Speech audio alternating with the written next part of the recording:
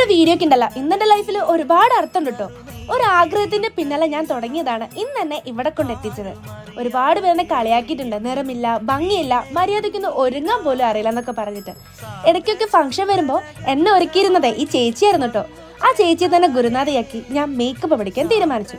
പിന്നെ നടന്നതൊക്കെ ഒരു ചരിത്രമാണെന്ന് വേണമെങ്കിൽ പറയാം. സ്വന്തമായിട്ട് ഒരു മേക്കപ്പ് പോലും ചെയ്ത് ശീലമില്ലാത്ത തന്നെ പഠിപ്പിച്ചെടുക്കാൻ ചേച്ചി നന്നായിട്ട് കഷ്ടപ്പെട്ടിട്ടോ.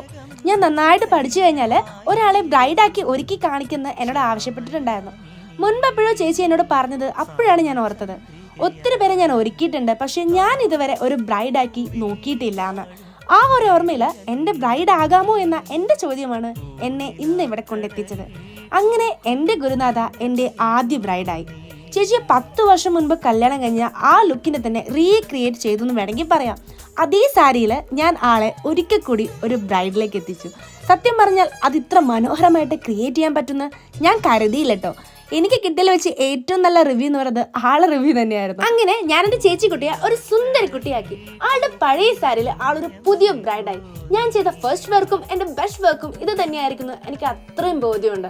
കാരണം അത്രയും എൻജോയ് ചെയ്തും അത്രയും സന്തോഷത്തോടെ ഞാൻ നിങ്ങൾക്ക് മുന്നിൽ കാണിക്കുന്ന എൻ്റെ ഫസ്റ്റ് ലുക്കാണ് ചേച്ചിയുടെ ലുക്ക്. എങ്ങനെയുണ്ട്, കൊള്ളാവോ എന്ന് ഇനി നിങ്ങളാട്ടോ പറയേണ്ടത്.